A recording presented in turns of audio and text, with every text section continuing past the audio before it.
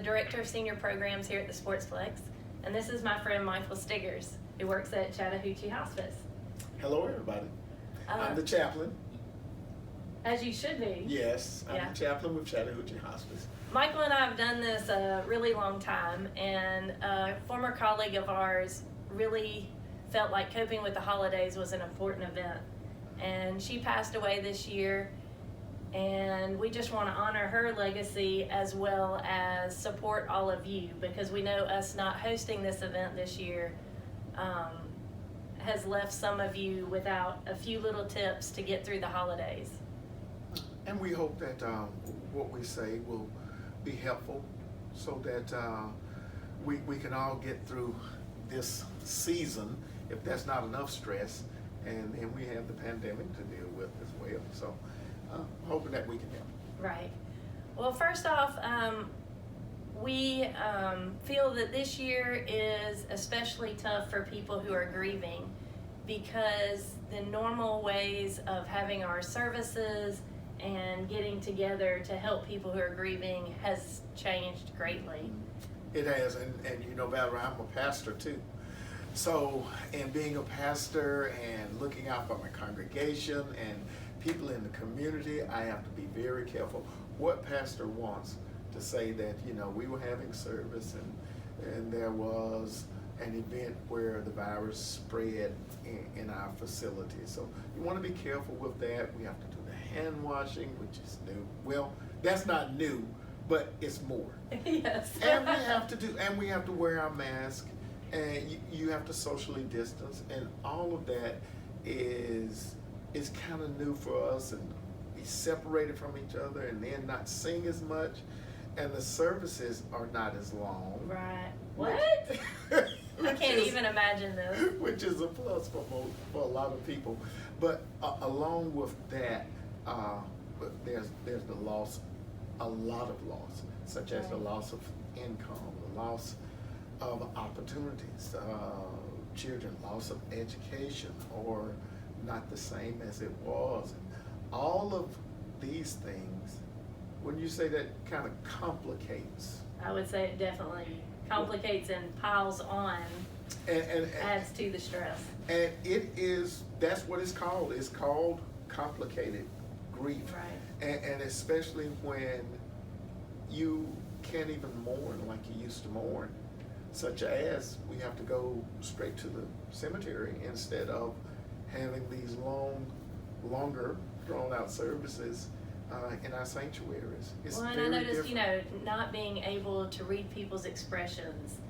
You want to console someone at a visitation, and there only 10 people are allowed, and you have the mask on. You're not supposed to hug or comfort that person, and that's how we all communicate. That's how we show love and support. And that was so important to embrace one another, to show that affection, Right. especially when a person is mourning the loss of their loved one. And it is so different that it complicates all the more when we lose a loved one. Right, I would think so. And even at the services, just going straight to graveside and people not being able, because we're distancing, being able to say what they want to say to the family in order to protect everyone.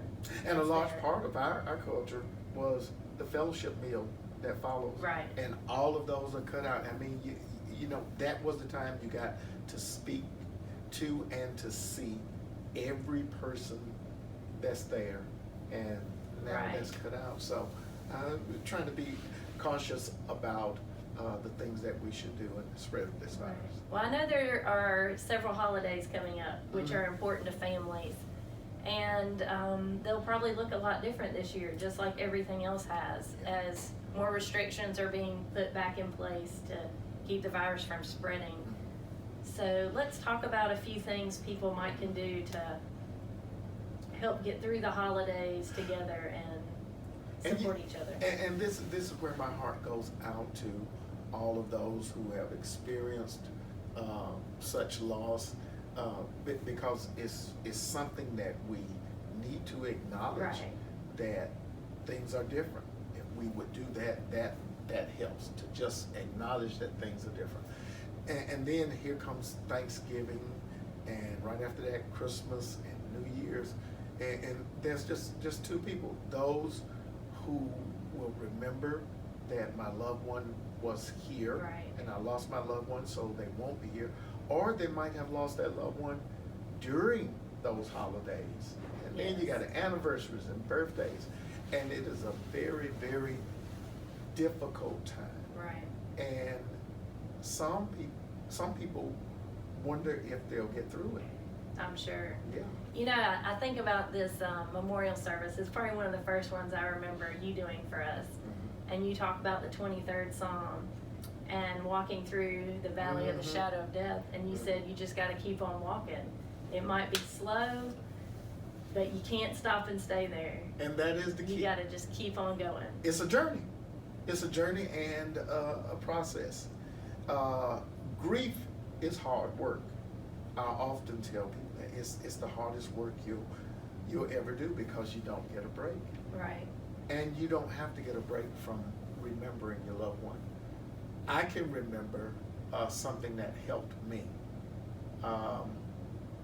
After about 30 years after my sister had died, you remember the tree on the wall Yeah. outside of your office? Yeah. And I asked, why is the tree here? And you asked me if I wanted to buy a leaf. And how much is a leaf? $1. Okay, what do I do with the leaf? You write the name of your loved one. I mean, you were so joyful, and you write the name of your loved one on there, and then you put it on the tree. And I was like, what? Okay, I'll do it. I give to people, Right. whether it's M&Ms or Right. overpriced M&Ms, or whether it's leaves. And I did that, and for the first time in 30 years, I mourned. I remembered my sister. I wrote her You name. wrote her name. Mm-hmm. I wrote her name. And it brought back some emotions, feelings, just to write her name. Right. And I want to thank you for that. Aw. And you know, and how I approached it was somewhat reluctant and in denial that it would help, but it helped so much just to remember. Right. Some little rituals you can put in place.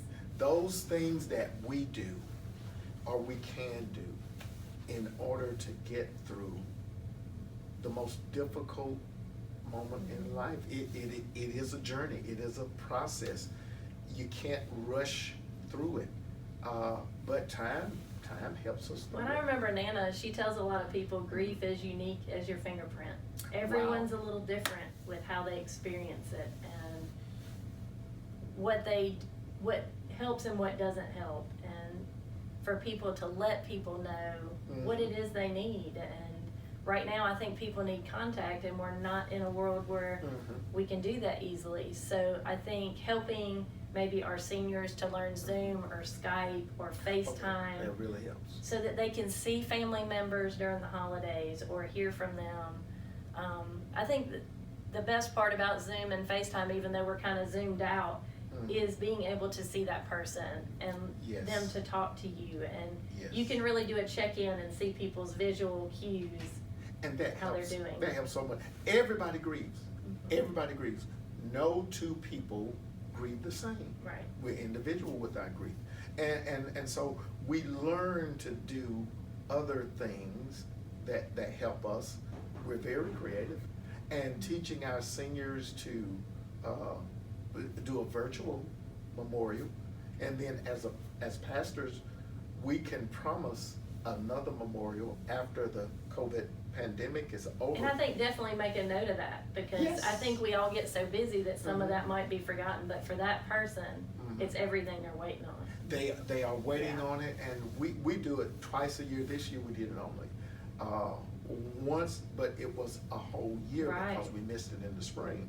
But those things that are meaningful to the person are very helpful. And then to really give attention to self-care. And, you know, there's a Bill of Rights for the mourner. Right. And you have a right to smile. You have a right to laugh. And I know these seem trivial or simplistic, but they are so helpful because there have been times that I've had to give permission to persons who have lost a loved one. I give them, you can go out now. You can visit other people now. I give you permission not to be sad if you don't want to be sad. Right. Because not everyone will be grieving as you do. And just to make them Even aware. within the same families, people can be in Yes. different places. Yes, exactly. And so those things are very helpful. Decorating. Something as simple as decorating. If that loved one who has gone on, if they would do a lot of decorating, now the person who is here not only may feel survivor's remorse. Right. Why didn't God take me? Why am I still here? But then the urgency to do what has been done when they were here. Right. Well, you don't have to. Right. Give yourself permission to maybe do a new tradition this year, or Exactly. what you feel comfortable with. And the traditional Thanksgiving meal, let people know. Well, I won't be coming to that one. I'm gonna attend this one. Or tell people what to expect. I'm coming. Right. But, I don't may- think I can make my favorite casserole this year because it's my mother's Wow. recipe or something. Yes, you know? yes. Or I'm gonna drive myself. I'm not coming with the gang because I may want to leave early. Right. And that's okay. That's okay. When we tell people and we give people permission to be who they are, because with some, their identity sometimes changes. Instead of being, I was someone's wife, now I'm the widow, or some, I was the husband, and now I'm the widower, and I was a mom, and now I'm the Right. mom of the person who, and it's hard. It is difficult to live out people's expectations Right. as well. So you can redefine who you are. That's right. Yeah. As we look at like people who are now more isolated, I saw where maybe starting to do like some exercise, even if it's around your house, or find a yoga thing online, maybe on YouTube, or if you're struggling because your church isn't meeting and that's something that's very important to you, like there are resources, and Michael and I will have our contact information, but we can teach people how to find these things online. And it doesn't replace it. Yes. No. But it can help fill a moment for sure. And that exercise is so important because grieving takes energy. Yes. And what you do here at the Sportsplex is help people to engage, and to move. Yes. You have permission not to do things that maybe you used to do or that you don't feel like doing, but you do need to move. Just some activity. Well, and I do feel like it helps you have a schedule, and I think that's kind of important to make sure you are waking up and you have something to look forward to, or that you have a reason to move. And do y'all emphasize eating right as well? Well, we like to eat. We eat well. I don't know if that means we eat the right things, but you know, carb therapy was always my favorite. And that is important as well. That's my coping. But eating goes along with exercise and then some taking type care of your body, taking care of yourself, and finding new friends. Right. My mom and dad started going to the local senior center. Right. And Dad didn't want to go because they're two different people. Mom liked it because she met new friends, and it keeps that constant contact. But then if there's someone who does not affirm that you lost deeply, you need to be with people who can at least affirm that you've lost when you need that.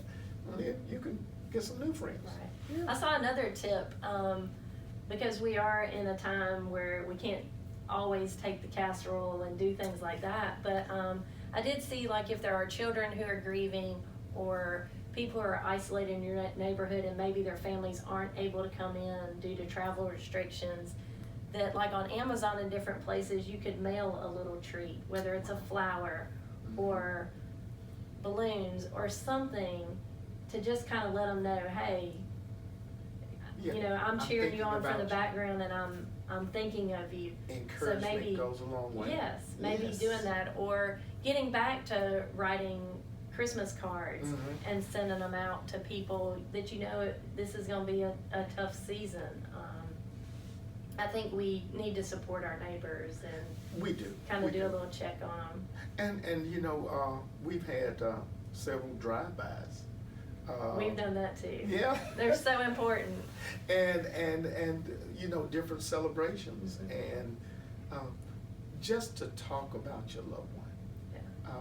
with someone means so much. And I found out how important that was as well, because at first, much of what we're going through now is so immediate and so unexpected that it's difficult sometimes to talk about or to even verbalize, you know, how we feel. And it's like a roller coaster. Yes. Up and then it's down, and I want to cry, I want to laugh. And I think something that's important, a lot of us go to the graveside for different anniversaries, the anniversary of the death, your anniversary, birthdays, things like that. Yes. And we're maybe not able to do that. So maybe making a little place either in your yard or your home where there's pictures, or someplace you can go. Light a candle. Light a candle. Light a candle in Yeah. memory of your loved one, or even have a picture set out. Maybe a picture of last year. Right. And then I'm going to go to the way out in left field. One person that I was close to said, I find myself talking to him. I said, you can do that. You can do that. You can do. And one lady said, she said, I am so mad at him for leaving me. I said, do you tell him? She said, yes, I do. And That's okay. that's okay. That's okay. We talk to ourselves sometimes. We talk about ourselves sometimes, and it's just a part of life. Yeah. And I love to write, so journaling for me That is a big works. thing. That Like saying really absolutely works. how I feel when I feel it, or Mm-hmm. and you don't have to share that with anybody. It can just be your private journal to work through or get feelings out.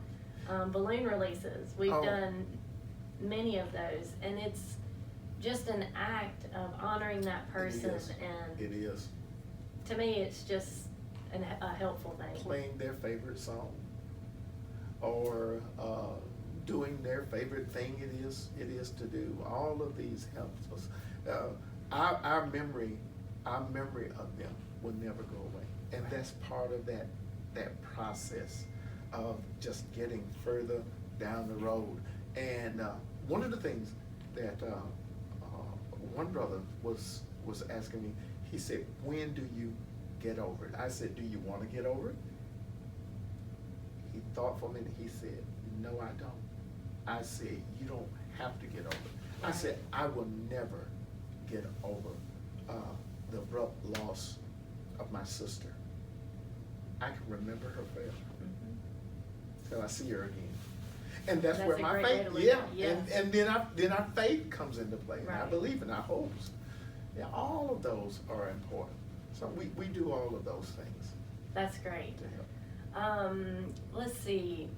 Now, at Chattahoochee Hospice, Mhm. there is grief support Yes. there. Yes. And so if you are really struggling, you know, we'll get Michael's information as well as mine. We can link you into some support groups, whether they're Yes. online now Mhm. or whether, you know, you can meet with somebody. And also, I know there's been times in my life, maybe even in yours, it's okay to see a therapist or to get help Yes. for our intense reactions. Yes. Doesn't mean you need it all the time, but it is okay. It is quite all right to talk to to someone, a professional about what you're going through. And maybe the holiday seasons may be a good time to set Because that of the up. intensity, yeah. And then talk to them, and just talking and verbalizing and affirming is going to be therapeutic in itself. It's like a good friend, but if you don't have one, please get professional help. Yeah. Mhm. Well, any other tips you have, or? Only those of your Bill of Rights. You have the right to laugh, to cry, to visit, or to stay at home. You have the right to enjoy life. We're already isolating ourselves, but you have the right to be around friends, and you have the right to say what it is that is helpful and what it is that is not, and you have the right to let others know. Well, from Michael and I, we're wishing all of you the best. We wish we could get together, and hopefully next year we can. Thank you so much for coming. Thank you, and we wish you a safe and prosperous New Year and holiday season. Amen.